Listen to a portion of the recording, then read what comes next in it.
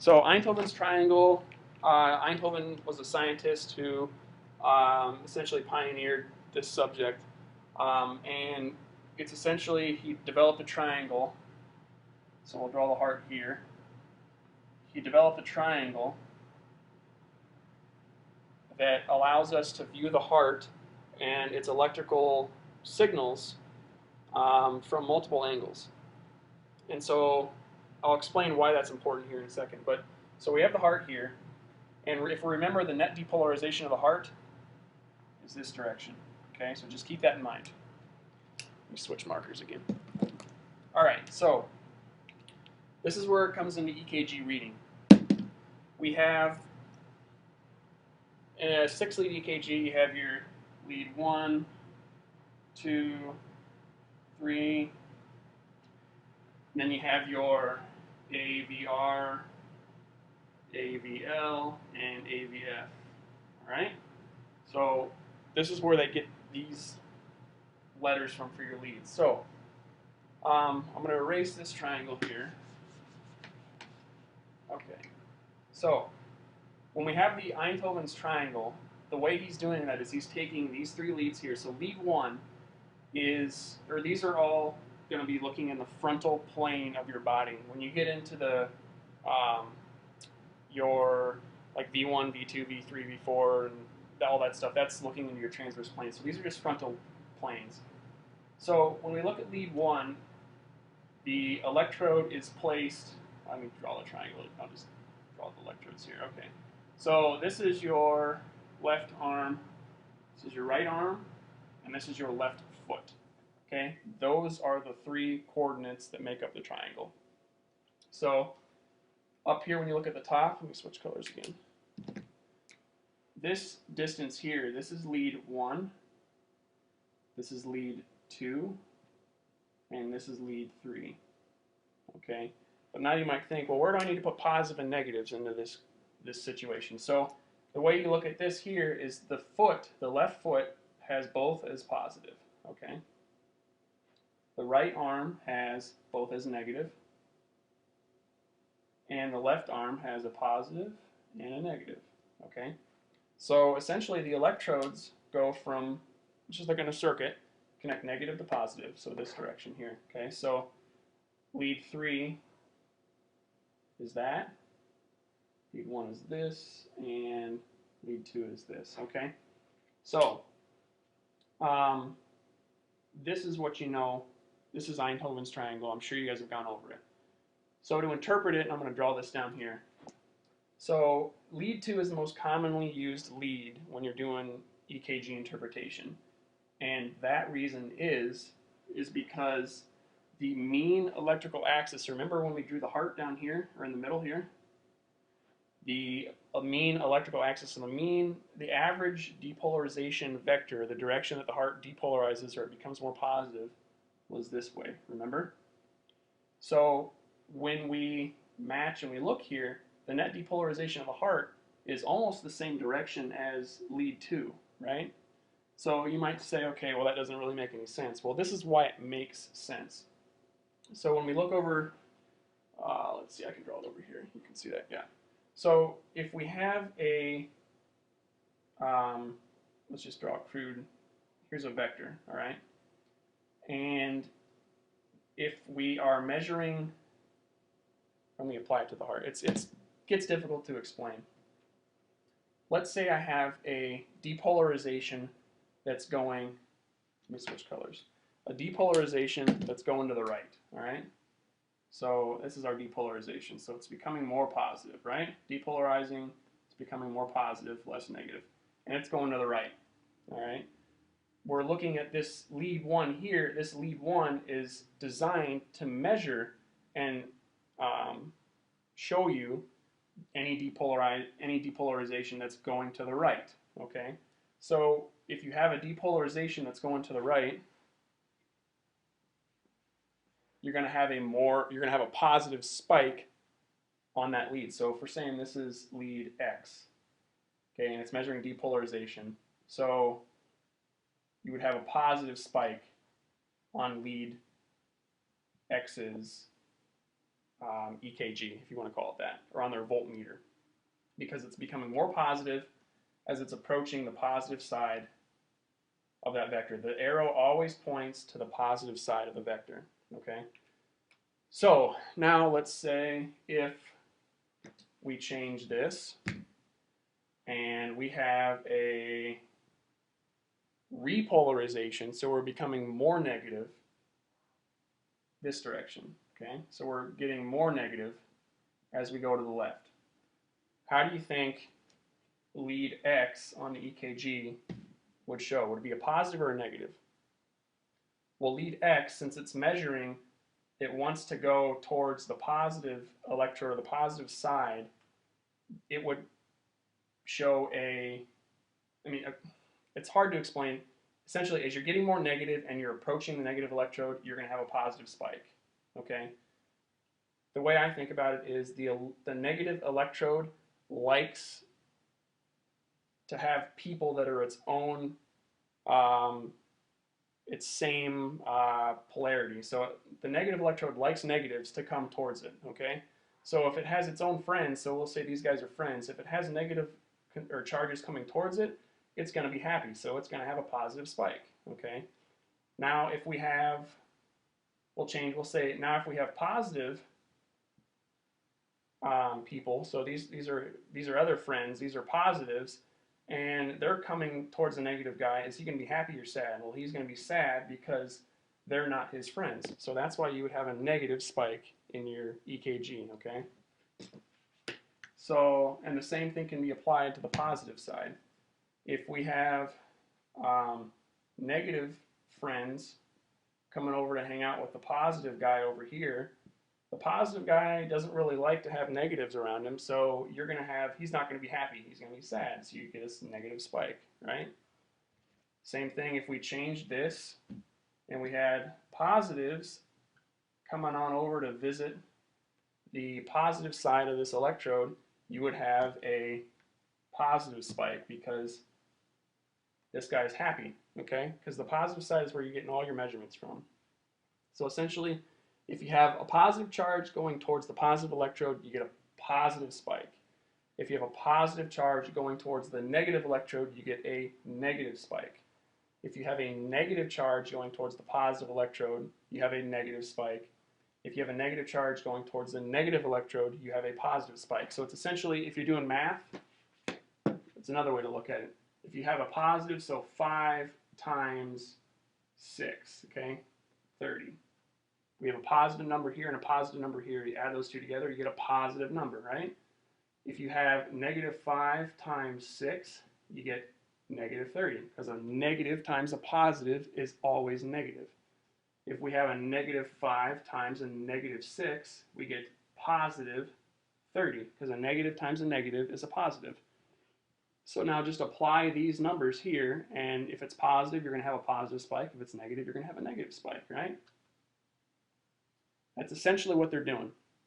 Okay, so go back here to Einthoven's triangle. All right, so in lead 1, we have the positive side over here, okay? So lead 1 is going to measure the direction of depolarization that's going to the left arm, all right? So any depolarization that goes this direction, it's going to have a positive spike, right?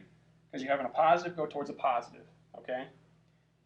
So if I have my depolarization, and we're looking in lead 1, if I have my depolarization going directly towards lead 1, just it's completely parallel with it, we're going to have a huge positive spike, right? Because his positive friends are going to see the positive electrode, and they're going straight there. They're not taking any detours or anything, all right? So now, if I have a depolarization that goes kind of this direction, so it's kind of halfway towards the positive electrode, kind of halfway perpendicular to it, right? We would have a smaller depolarization, okay? So it'd be like half of what it was, all right? So now, if I have my depolarization going completely perpendicular to that axis. Okay, so we're going down, just straight down. Our electrical depolarization direction is going down. So it's not going towards the positive electrode. It's not going to the negative electrode. What do you think our spike is going to look like on our graph?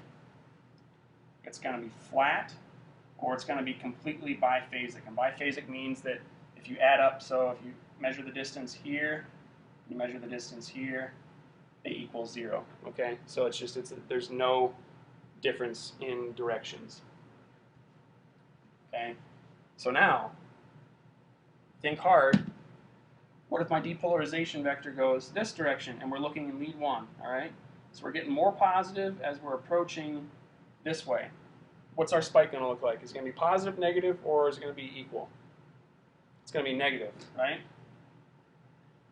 Why? Because we have the positive charges going more towards the negative electrode than the positive electrode, right? So the negative guy doesn't like to have positives come over, so he's going to be sad, so you're going to have a downward negative deflection, all right? Now if we completely change this and we have our depolarization going completely parallel with lead 1, it's just going opposite. So we're going directly away from the positive electrode and towards that negative electrode, depolarizing, so we're getting more positive. We're going to have a negative or a positive spike. It's going to be negative. How big is it going to be? It's going to be huge, right? Because our direction is going towards, our positive charges are going towards the negative charge. He doesn't like to have those, so he's going to be really ticked off because you're having them go straight to him. Okay? They're not taking any detours. They're going straight to that negative electrode, and he doesn't like that. All right? So now what happens if we switch leads? So let's see if we measure from lead 2, all right? So the direction for lead 2 is this way, right? So we're measuring the depolarizing direction, this direction. The heart is here. Remember what the net depolarization direction for the heart was? Yeah, it was down, this direction. That's why lead 2 is the most commonly used lead, is because it's the most positive, because it's measuring the most, it's the closest measurement axis of the depolarization of the heart that you can get. It's just this direction, all right? So that's why it's positive, because we're depolarizing, so we're becoming more positive going this direction, and this electrode here, lead 2, is pointing in the same direction, so they're almost parallel to each other, and they're both pointing towards that positive direction, right? So that's why you have a positive spike in lead 2, almost always. All right? So when you look at lead 3, what do you think? If we're in the heart and our net depolarization is this direction, what's our spike going to look like in lead 3? So remember, what's the direction? Are we going towards the positive electrode, or are we going towards the negative electrode? Yeah, we're not going to either of them. We're completely perpendicular. So we have a 90-degree angle here. So when you have a 90-degree angle, remember, you're not going to have a spike. It's going to be completely biphasic, or it's going to have no spike at all. So it's going to look like this. And it's going to be small.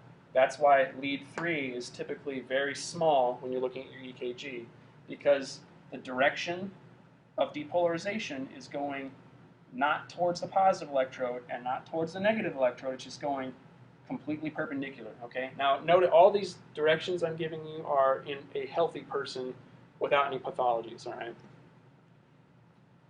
So those are leads 1, 2, and 3. Okay. Okay, so now we're going to go over AVR, AVL, AVF. I had to erase everything because I was running out of room. It was getting way too messy.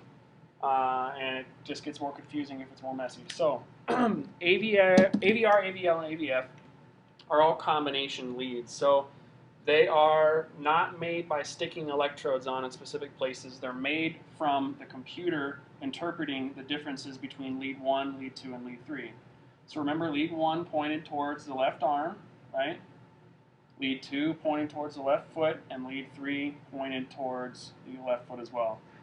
So remember, this was positive and negative, and this was negative and negative, okay? I switched these around. This should be negative, and this should be positive, okay?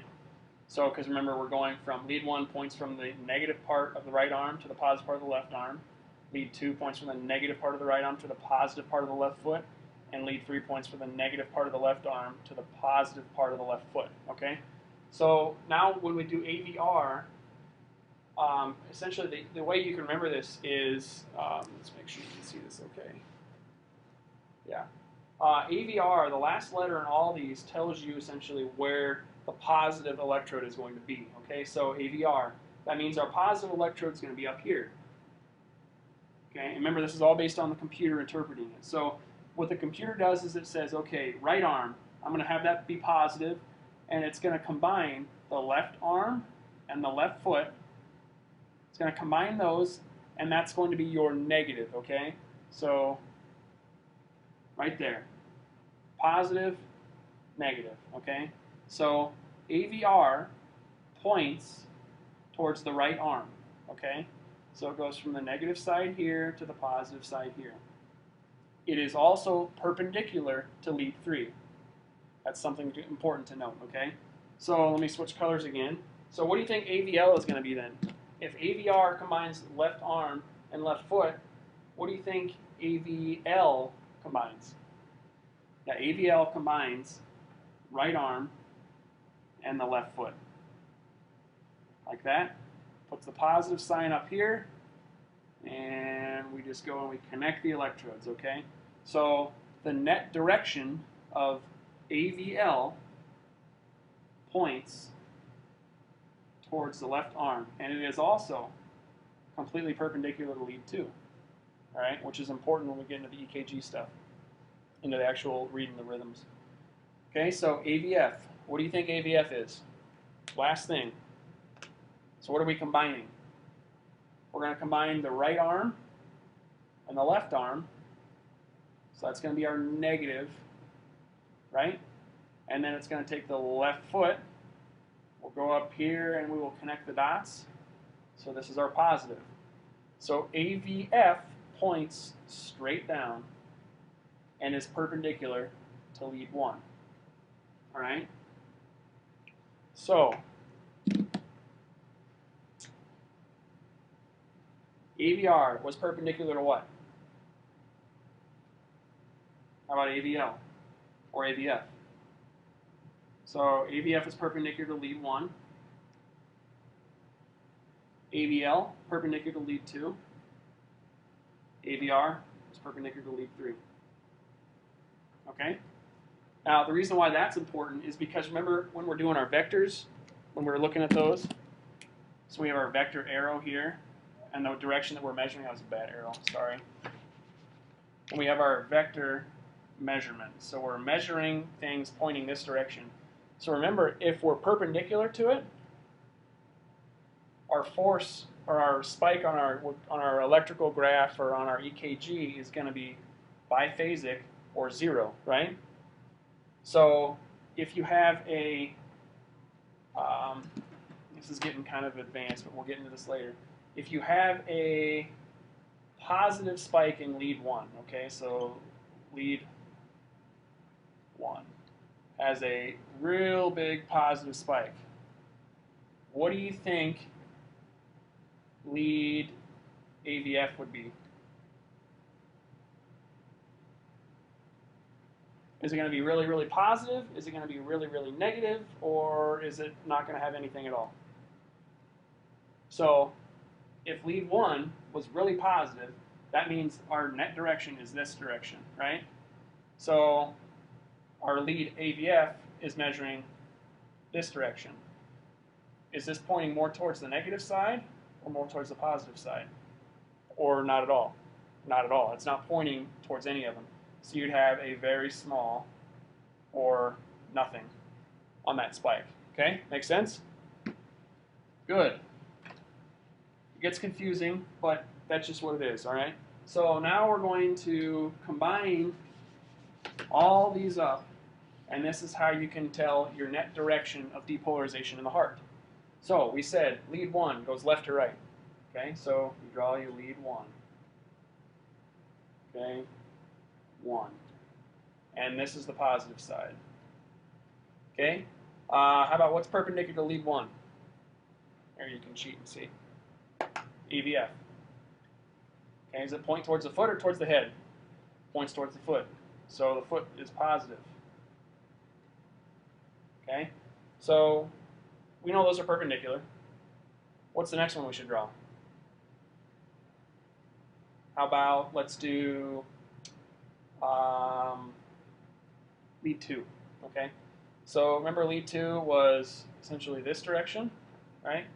So we'll draw lead 2.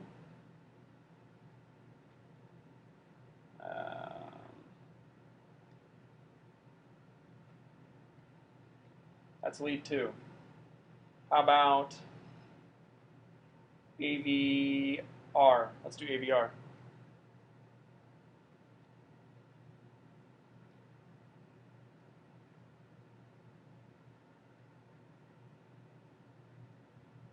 Remember, AVR points towards the right arm, and the positive side is on the right arm.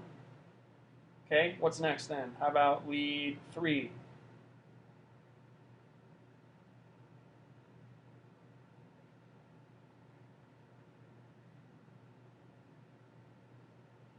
Remember, lead 3 goes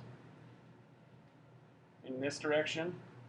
We're looking at our triangle. Here's 1, 2, and 3. Remember, lead 3 goes this direction, right? So here's lead 3. We're just superimposing everything together. Okay, then the last one we have is AVR, or AVL, right? So AVL points towards the left arm. And that's positive up here, okay?